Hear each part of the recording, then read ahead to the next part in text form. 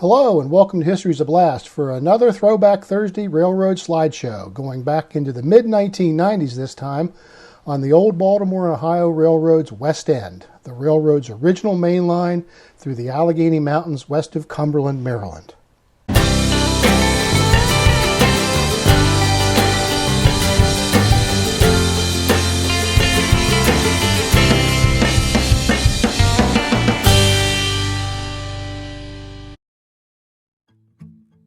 This episode is dedicated to my friend, colleague, and noted railroad history author, the late Harry Stegmaier, who introduced me to this mountainous stretch of railroad. In the 1990s, B&O's West End, today known as CSX's Mountain Subdivision, back in the 90s it was called the Cumberland Coal Business Unit, officially starts at Viaduct Junction, where it diverges from the main line to Pittsburgh and Chicago in the Wills Creek Narrows at the north end of downtown Cumberland. This picture of a mixed consist tells you how it got its name. The interlocking tower there, call letters ND in Morse code, closed in January of 1997 and is now gone. I believe it was an Armstrong or mechanical lever interlocking. Following the Upper Potomac River south, the line crossed under the parallel Western Maryland Railway to cross to the right bank of the Potomac at 21st Bridge.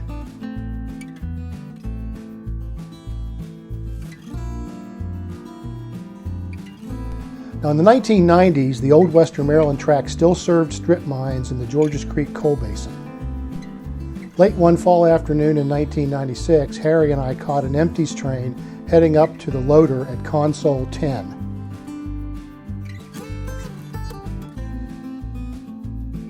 A recent look at CSX's coal loading map shows a loading point at a place called Morrison's, which I believe, but I can't say for sure, is this siding, which was inactive in 1996. This is either in Lonaconing or Midland. Harry was always jealous of this shot.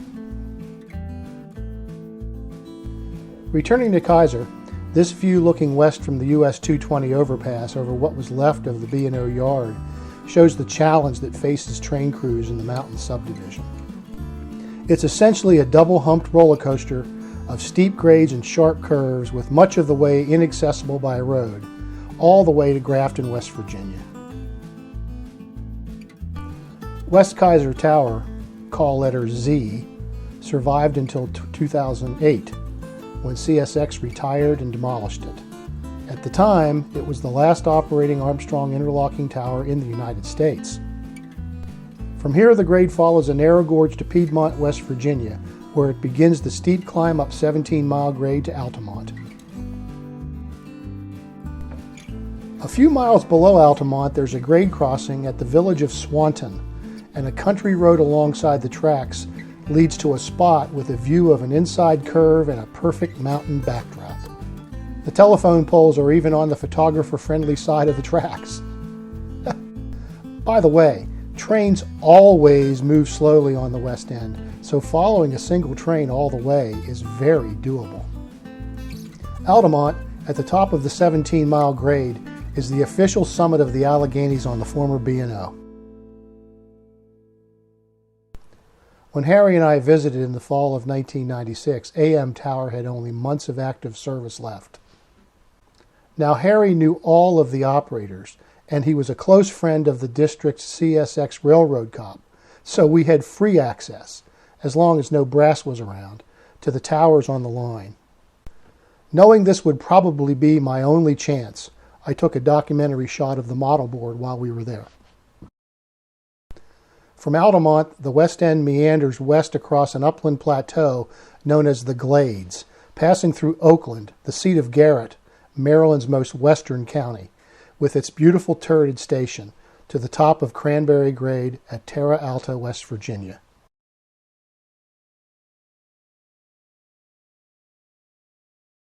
Terra Alta's CA Tower had only recently been retired in October 1996.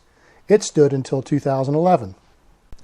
Terra Alta's attraction to rail fans is this view looking west from near the top of Cranberry Grade. Trains coming up this steep grade can be heard for nearly half an hour before Moving at the speed of a slow jogger, they literally appear to come up out of the ground as they crest the summit. From here down to the railfan mecca at M&K Junction, one must follow the sort of two-lane Salt Lake Road. The railroad is mostly inaccessible through here, but a side road to a hamlet called Rodimer yields access to an old, overgrown Catholic cemetery and another iconic photo stop for West End fans, Graveyard Curve.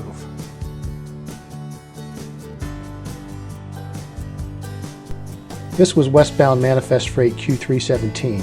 Along with its eastbound counterpart Q316, this was the only non-coal traffic on the line.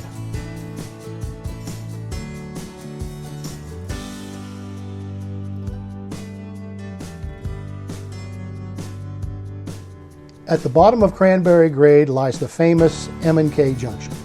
The old Maple Avenue Pony Truss Bridge still carried local traffic over its rickety wood plank deck back then, and from that you could watch trains coming and going. It was replaced by a more sturdy and unphotogenic reinforced concrete span by the time I last visited in August 2016. The iconic engine house, shown here in March of 1996, still stood in 2016 too, but on the edge of a newly sprouted forest born of neglect. I documented M&K Tower when we were there in March of 96. It's gone now. Harry and I waited so long to photograph this eastbound drag on the Cheat River Bridge that day, we were almost late getting back to Frostburg State University to team teach our military history class that evening. I was professor of military science at the time. We made it with minutes to spare, although I was out of uniform that evening. I'll cheat here and use a couple of digital pictures of the Frostburg B&O station, now moved a few feet back from the track and rotated 180 degrees. There's also a nicely restored and painted classic wood-sided B&O caboose on display there too. As soon as the line crosses the Cheat River, it starts another grueling westbound climb up the Cheat River grade through Tunnelton and the top of Newburgh grade to descend to Grafton. Harry and I tended not to stray beyond Rollsburg, but we did get to Tunnelton once or twice, and recently my wife and I passed through Grafton on a day trip from Pittsburgh, so I'll share some views from those spots too. Tunnelton gets its name from the railroad tunnel west of the station, just beyond the signals in the distance.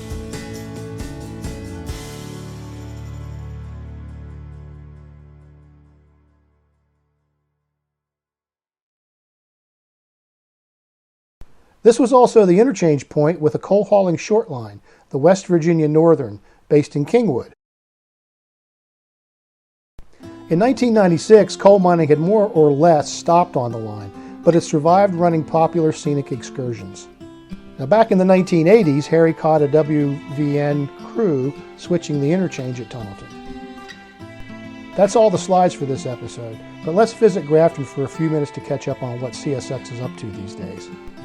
Grafton is one of those many places in Appalachia that has seen better days, but still harbors reminders of a prosperous industrial past. Arriving on US 119, the imposing Willard Hotel, named for the president of the B&O at the time it was built in the early 20th century, and the adjacent B&O depot are impossible to ignore. There is some hope for the depot's future, although it has been unoccupied since the 1990s. But the hotel is clearly endangered by exposure of its interior through the many broken windows one sees. The CSX yard in Grafton is the hub of coal traffic on the Mountain Subdivision, but on this Thursday in March 2021, a crew switching empty coal cars was the only action to be seen. The track diverging to the left is the Old Cowan Subdivision. This view from farther west in the yard shows that the turntable, a legacy of the steam era, might still be in service. There's the Cowan Sub again.